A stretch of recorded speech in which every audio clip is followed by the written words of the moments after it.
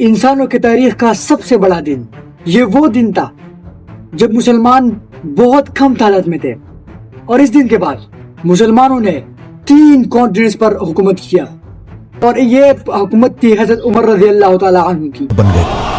तो हजरत उमर रज़ी अल्लाह तआला अन्हु ने इस्लामिक कैलेंडर बनाया।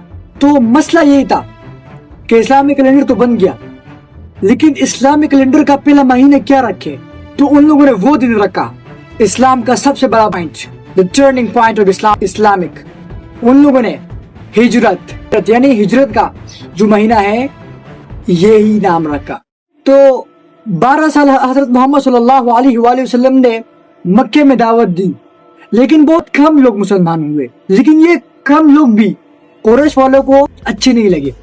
अब कुरैश वालों ने सोचा, अब जब उनको पता चला कि हजरत अब्दुल मुत्तलिब रज़ी अल्लाह तआला अन्हु यानी जो हजरत मोहम्मद सल्लल्लाहु अलैहि वसल्लम का चाचा थे, जब वो इस दुनिया से गए, तो उन लोगों ने सोचा कि अब मोहम्मद सल्लल्लाहु अलैहि वसल्लम को प्रोटेक्ट करने वाला इस मक्के में कोई नहीं है। तो उन लोगों ने हजरत मोहम्मद सल्लल्लाहु अलैहि वसल्लम को शहीद करने का प्लान बनाया। और मक्के से कुछ दूर 2 कबीले थे मदीने में, असवा और हिजराज। 2 कबीलों में से बहुत बड़ी तादाद लोग मुसलमान हो गए थे, तकरीबन 72%। ओके, तो वो लोग आए सीक्रेटली हजरत मोहम्मद सल्लल्लाहु अलैहि वसल्लम को मदीना ले जाने के लिए आए। तो हजरत मोहम्मद सल्लल्लाहु अलैहि वसल्लम ने कबूल कर लिया, और मक्के से लोग सीक्रेटली हिजरत करने लगे। और फिर भी कि मोहम्मद सल्लल्लाहु अलैहि वसल्लम को खतरा था, फिर भी मोहम्मद सल्लल्लाहु अलैहि वसल्लम आखिर में गए। तो वो लोग जब चले गए, तो हजरत मोहम्मद सल्लल्लाहु अलैहि वसल्लम प्लान बनाया, और हजरत अबू बकर सिद्दीक रज़ी अल्लाह अन्हु को कहा कि हम सुबह नमाज के बाद निकलेंगे। तो जैसे ही कुरैश वालों ने उस रात को प्लान बनाया था, अब कुरैश ने ये प्लान बनाया, कुरैश ने ये सोचा कि अगर हमारा एक कबीला या एक खानदान मोहम्मद सल्लल्लाहु अलैहि वसल्लम को शहीद करने की कोशिश करेगा या उसको शहीद कर देगा, जो हजरत मुसल्लम का खानदान है अबू हाशिम, तो वो उनको नहीं छोड़ेगा। तो इसलिए कुरैश ने एक एक खानदान के साथ मिलकर 11 खानदान तैयार किए और एक एक बंदा भेजा, और वो लोग रात के टाइम हजरत मोहम्मद सल्लल्लाहु अलैहि वसल्लम के घर के करीब पहुंचे। और जैसे ही सुबह हुई, जैसे ही वो अंदर गए, तो हजरत मोहम्मद सल्लल्लाहु अलैहि वसल्लम के बेड के ऊपर हजरत अली रज़ी अल्लाह तआला अन्हु सो रहे थे। तो वो लोग हैरान रह गए। तो वो लोग हजरत अली रज़ी अल्लाह तआला अन्हु से पूछा कि कहाँ गए, लेकिन उन लोगों ने हजरत अली रज़ी अल्लाह तआला अन्हु ने जगह नहीं बताई। और हजरत मोहम्मद सल्लल्लाहु अलैहि वसल्लम मदीने के बजाय मक्के से उधर एक गार में, गार सोर में पनाह ली। और ये लोग हजरत अबू बकर सिद्दीक रज़ी अल्लाह अन्हु के बहन उसके पास भी गए, लेकिन उसने भी लोकेशन नहीं बताई, यानी जगह नहीं बताई। और हजरत अली रज़ी अल्लाह तआला अन्हु के ऊपर बहुत मारा, लेकिन उसने कुछ भी नहीं बताया।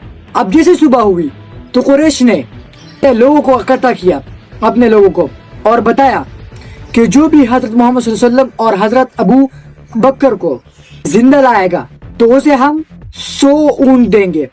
और 100 ऊंट अगर आज हम उसके ऊपर हिसाब कर ले, तो 1 या 2 करोड़ रुपए बनते हैं। तो इतना बड़ा रकम जब लगा दिया, तो मक्के के कुरैश थे, वो ग्रुप में डिवाइड हो गए और मक्के से मदीने के रास्ते पर रवाना हुए। तो एक ग्रुप उसमें से मक्के के दूसरे साइड पर, यानी जो हजरत मुसल्लम जहाँ गार सोर में पनाह ली हुई थी, उस तरफ गया। लेकिन वहाँ मकड़ी का जाला था। जब वो लोग वहाँ गए, तो वो लोग कंफ्यूज थे कि ये तो मुश्किल है कि वो अंदर होगा, तो इसलिए वो लोग वहाँ से चले गए। जब हजरत अबू बकर सिद्दीक रज़ी अल्लाह अन्हु की जो बहन थी, वो चुप के हजरत मोहम्मद सल्लल्लाहु अलैहि वसल्लम के लिए खाना पिलाती थी। तो इस तरह इसके बाद हजरत अबू बकर सिद्दीक रज़ी अल्लाह अन्हु ने एक सीनियर आदमी को भी रखा था कि आप 3 दिन बाद आओ और हम यहाँ से हिजरत करेंगे मदीने की तरफ। और उन लोगों ने अब्दुल्ला बिन तारिक को चूज किया।